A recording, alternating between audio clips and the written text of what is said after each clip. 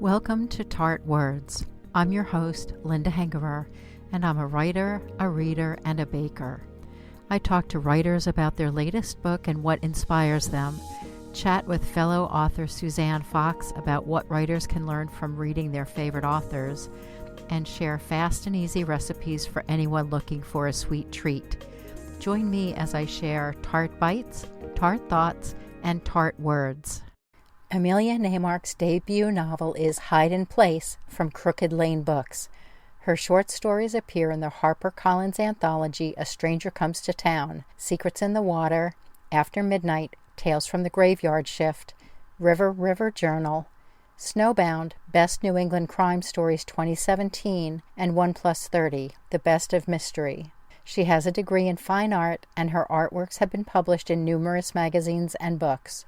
When not writing, Emilya works as a visual artist and reads massive quantities of psychological thrillers, suspense, and crime fiction. She lives in the Hudson Valley with her family. Visit her at www.emilyanaymark.com/author and sign up for her newsletter at www.emilyanaymark.com/author/newsletter/.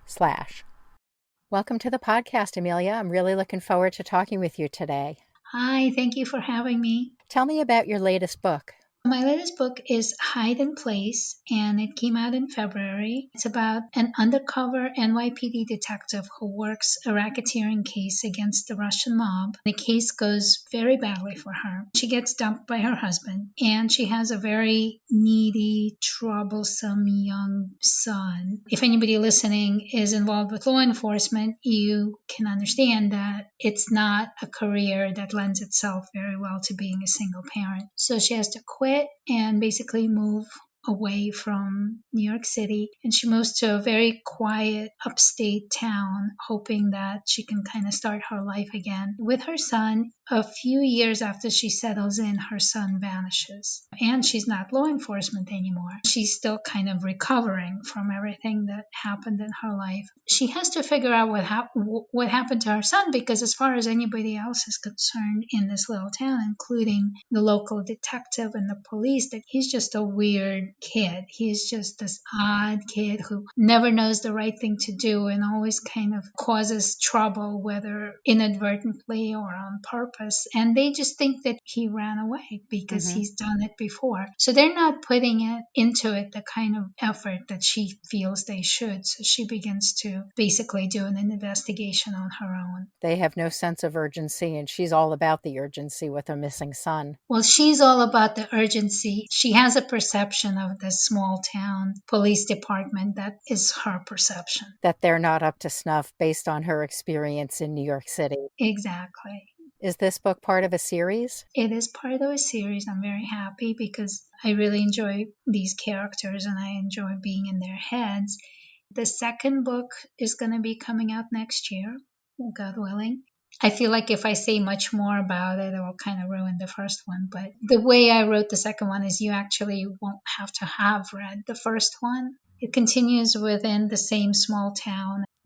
In this book, is she afraid that her past working in New York City with the police is the cause of his disappearance? Well, that is definitely one of the fears, because when she worked in the NYPD, she worked as an undercover detective, which means that when she worked with the mob, they just knew her undercover identity. However, very early on, it becomes clear that her identity was blown. She doesn't know how or through whom, but that begins to dawn on her that the options all of a sudden increase about what happened to the kid, because either he ran away on his own, which is awful enough if you think about it, he's only 13, or the mob is out to get him, which is worse. So as a parent, you have to hope that your kid ran away and not that the mob is looking for him. But also there's a question of why would the mob be looking for the kid and not her? She has to kind of try to get her mind around all kinds of things.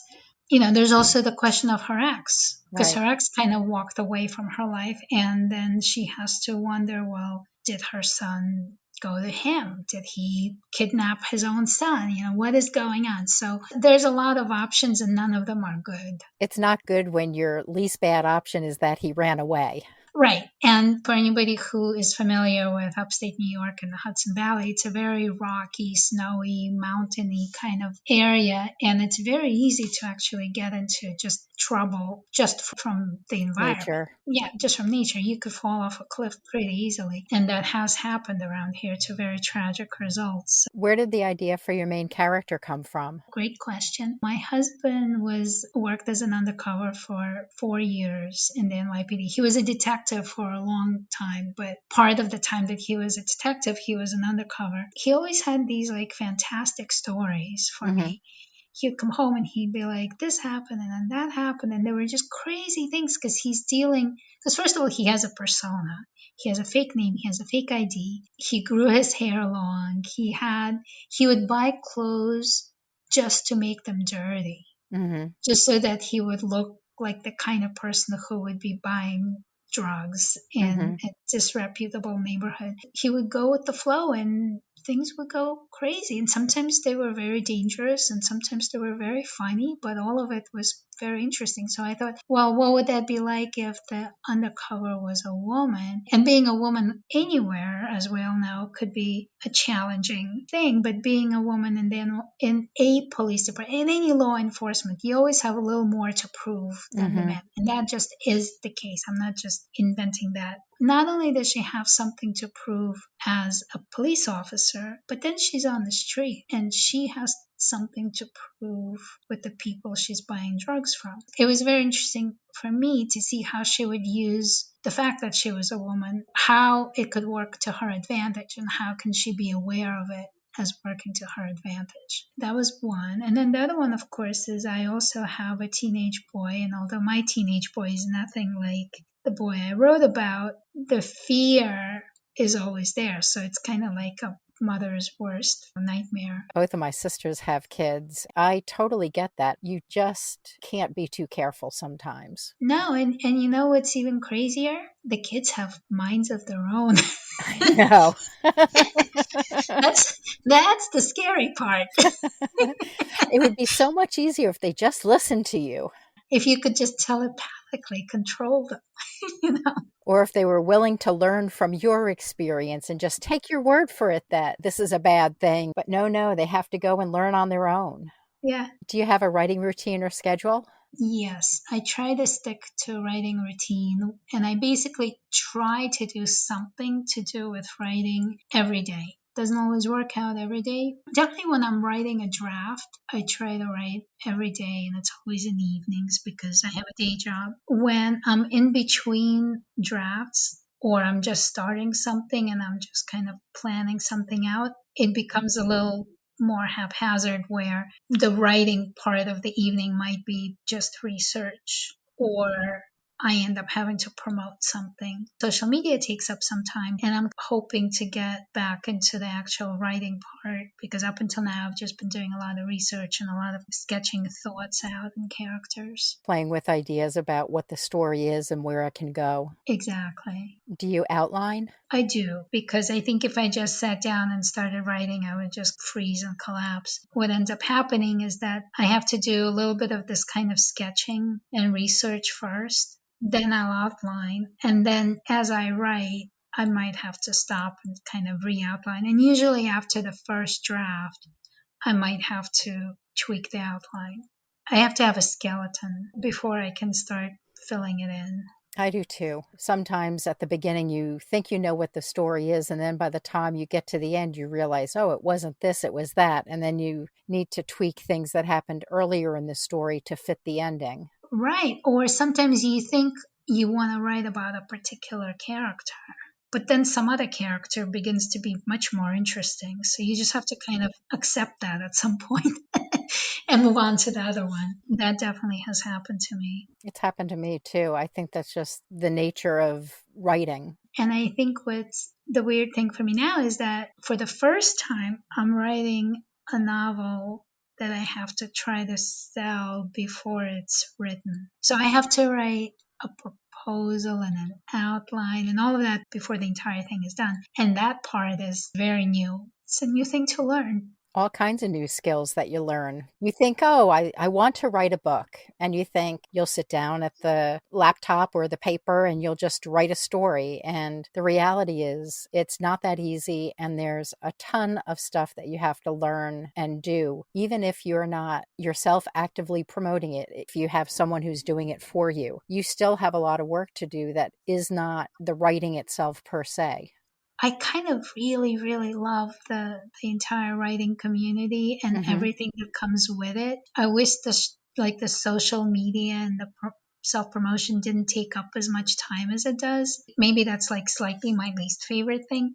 I just love meeting all these new people because what I'm finding is that out of all the careers I've had, writers are like the most interesting people because they're smart, they're usually very funny, and they love research, which means they know a lot of stuff. I've found that the writing community as a whole is very generous with their knowledge and their time. When you least expect it, someone who would have no reason to give their time to you will, and it will be to your benefit more than theirs. But I think as a whole, the writing community pays it forward in a way. Someone helped them, they're helping you, you'll help someone down the road. Yeah, absolutely. I find that totally to be the case. I've been very firmly in the genre community, so I don't know if it's like that in the literary world more, but I'm very happy to be in this part of it. I agree with you. Is there a creative outlet that plays into your writing or gives you creative respite? I know you mentioned that you have some Russian dishes that you either cook or incorporate into your books.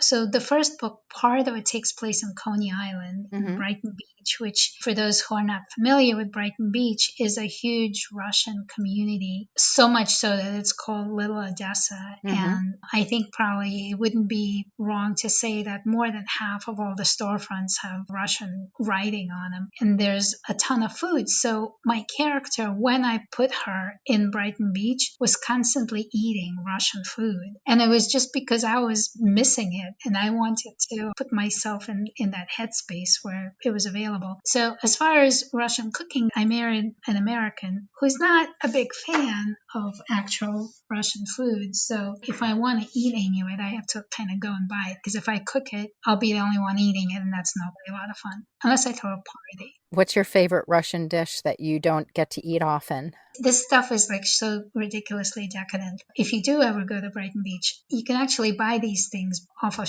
street carts, and they're piroshkis. And they're like empanadas. They're like a Russian version of those, but they're big and they're greasy Mm-hmm. and they're really, really tasty. So, and they come in different flavors. So you could get meat ones or cherry cheese ones. Those are really good. They also they'll pickle anything. So you can have like pickled apples. Mm-hmm. If you've never had pickled apples, those are delicious. It sounds good to me. Yeah, they're very good. The chocolates and the baked goods are really good. And they have this kind of soup.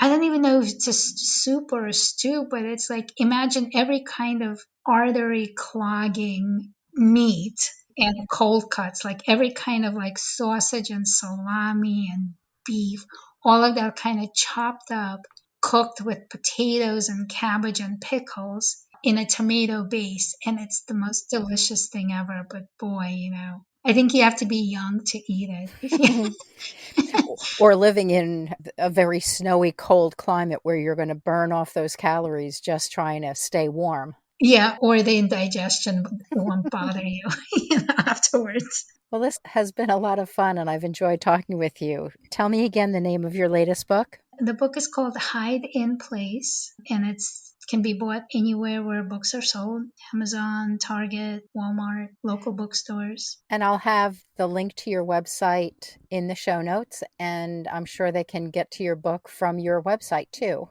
Yes, they can. And just as long as the website has that /author. EmilyaNaymark.com/author is where they can go to get your books. Yes. Terrific. Well, this has been a real pleasure talking with you. Thank you so much for coming on the podcast. Thank you for having me. This was great. You're welcome. Thank you for joining me this week. To view the complete show notes and the links mentioned in today's episode, visit tartwords.com/tart227. Before you go, follow or subscribe for free to the podcast to receive new episodes when they're released. Follow now in the app you're using to listen to this podcast, or sign up for email alerts through an easy sign-up form for bakers, readers, and or writers at tartwords.com/about. Thank you again for joining me, Linda Hengerer, for this episode of Tart Words.